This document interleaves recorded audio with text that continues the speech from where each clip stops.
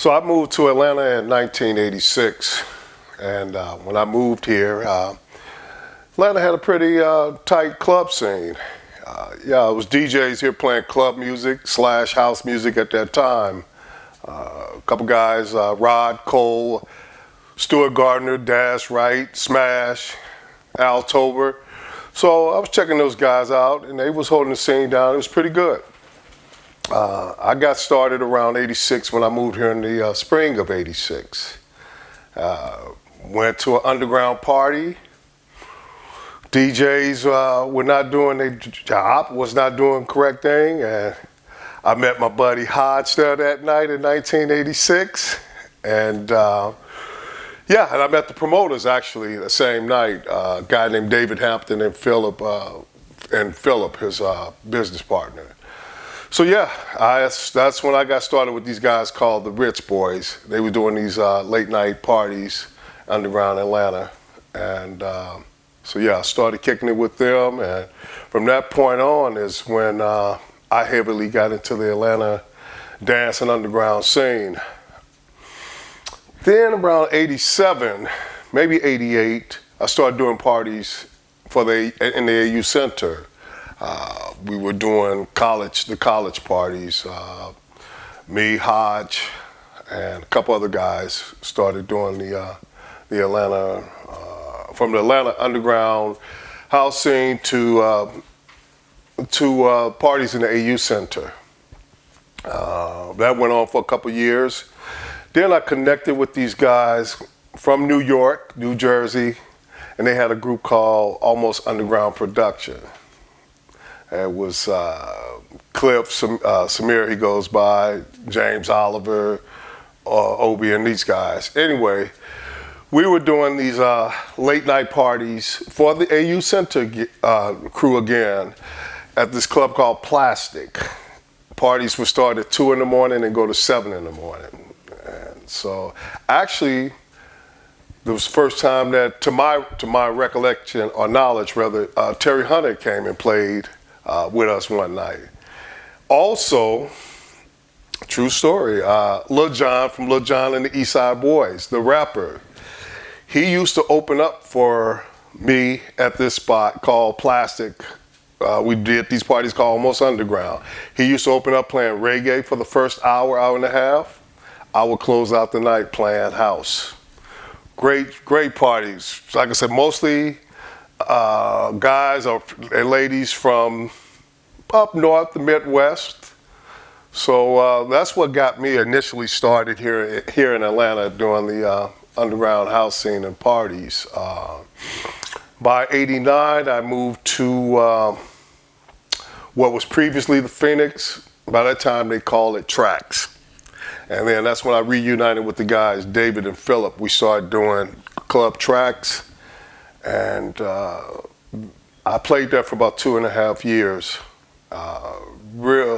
Predominantly black, gay club, guys from all over, from the Midwest to up north, and yeah, we rocked house it was pretty deep at that time. So what brought me to Atlanta was I was intrigued with Atlanta as far as early as the early 80s actually. Came and visit cousins, and I knew this is a place where I wanted to live because I saw black people thriving and doing extremely well here. So I decided to come here to initially go to school. I looked into Morehouse, Georgia State, and even Savannah State. Wasn't until the mid 80s that I moved here. And at that time, I pretty much was heavy into DJing at that part. And so I was very curious that what the dance scene or how the house scene was gonna accept me at that time. So again, when I connected with the guys from Almost Underground Production to the Ritz Boys and with Derek Hodge and so on. So by collaborating with these multiple group of promoters and DJs, that's what got me heavily into the scene. So by 89, as I stated, I was playing at Trax, did that for 2 years. And the 90s is when I was heavily getting into the house and dance scene. excuse me, by 90, actually a guy, Tony T. Roski and I, he's from upstate New York, we started doing house mixes on Atlanta V103. So on Saturday nights, we was doing a show called The House Jam. And we did that every Saturday night. Well, he pretty much held it down, but I would occasionally do house mixes. We did house mixes on V103. Then eventually I started doing house mixes for Kiss 104 on Saturday nights. And then I started doing other clubs. I started doing several parties and clubs throughout the 90s. Then I started working for a record store called Earwax Records, which we were doing monthly parties every second Saturday, which were parties that were very, very reminiscent of parties up north. It was truly underground, deep under. We were playing the deep classics, the garage type of classics, the Zanzibar type of classics, the warehouse type of classics. So we did that. It was myself, DJ Kemet, Kai Alcé, a couple other guys from all over. So that was going on heavily during the early to mid 90s. Then later on, I started playing at other clubs like the Crescent Room, just several clubs throughout the Atlanta area.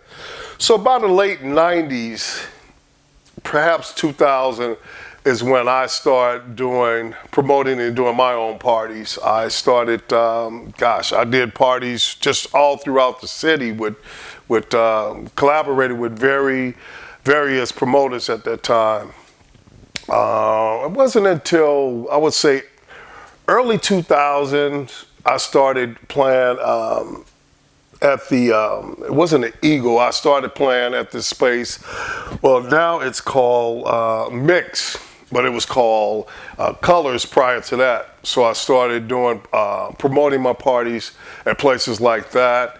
And then by 2009, 2010, I started promoting first and third Saturdays there. And that went heavy. I mean, we went from doing probably a few hundred people to probably several hundred people a night. Now, by 2010, I started playing for this club, the Atlanta Eagle. And that's where I am now. I'm still doing a monthly residency for the Atlanta Eagle, which is going extremely well. It's a group of guys that perhaps played and performed and danced and hung out again at clubs like the Garage, Zanzibar, the Loft.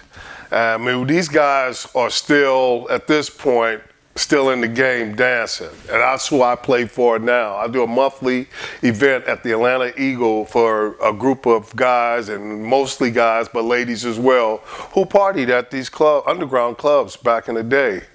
And fortunately, I've had friends to come along and play with me, like DJ Punch, DJ Kemet, Kai Alcé as well, and other local guys. And so we're doing pretty good with this monthly event at the Atlanta Eagle. I've also did things with this club Future.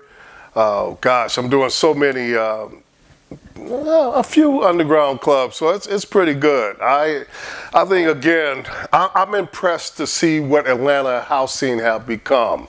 We have DJs and promoters who I've known since the past 20, 30 years that are doing well. So, again, such as guys like Kai, Kemet, Salah, and I've known these guys when they were basically teenagers. So to see them become what they have become in terms of in this music scene, it's making the Atlanta scene strong and well. People has become well revered, and people are finally saying that, well, wow, Atlanta has a soulful, a deep house scene.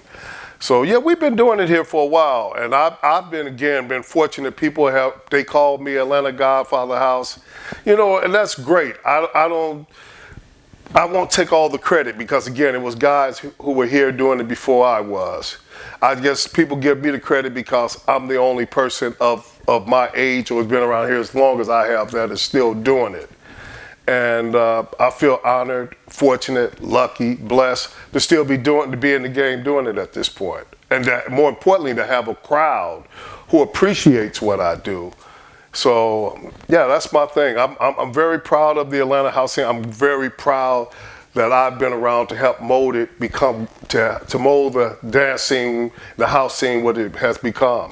But again, I give a lot of credit to the new and up and coming DJs, producers, promoters who are doing their thing. So we're strongly developing a pretty solid house scene here in the Atlanta area.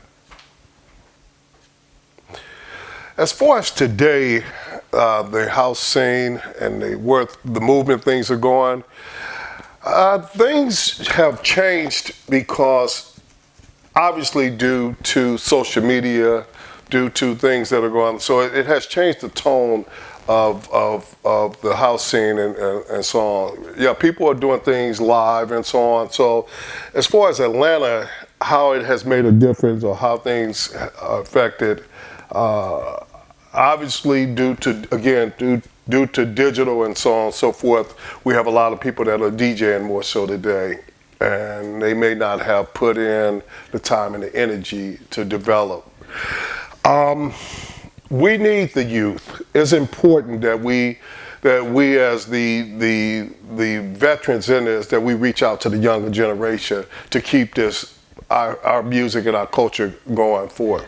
So that's something that I'm definitely interested in, as far as passing this music on and passing this on to the younger generation to keep the house scene stronger and so forth. I think that the black community, house community, it could be supported more. We could do better financially. Unfortunately, we're not there as versus the Caucasian audience, with the Caucasian DJs that are popular in the house scene that are making perhaps millions or thousands of dollars versus us.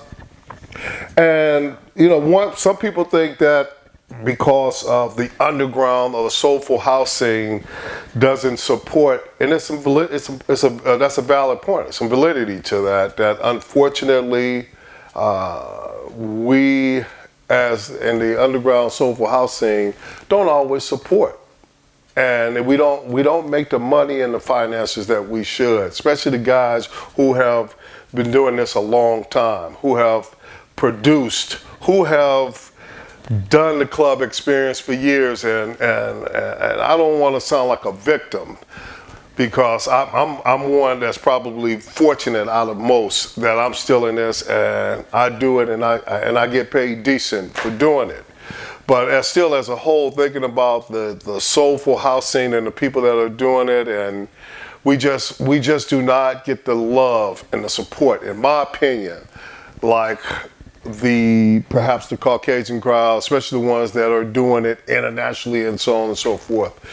So, I'm trying to do my part in terms of when I'm doing events, I believe in giving other DJs, giving other people a chance and so on and so forth to help keep this scene solid, to grow and so on and so forth. I just wish that we can continue to get everybody to support one another, and that we can continue to keep this scene solid and grow forth. We cannot accomplish that by having animosity, jealousy, and bickering with each other and so forth. So I think that's the things that we have to work on and do with this underground house scene within the black. I hate to keep like I'm pointing us out, but it's important. That's what I'm accustomed to dealing with. And it's important that, again, we work together to keep and to pass our legacy on, or this music on, this culture on. And so yeah, I'm like to think that I'm doing my part to perhaps mentor other people, and particularly the younger generation. So then again, me doing my monthly parties of the Eagle, I'm impressed to see. I'm seeing younger people in there, people that are probably in their 20s or 30s, who are getting into the music. And that makes me feel good. I feel great about that, to see a younger generation who are probably accustomed to hearing hip hop and whatever they plan today, but to see this younger generation coming into the monthly party that I do, and see them dancing and getting into it, I feel like, you know what, there's hope. We have a chance to help save our music and our culture.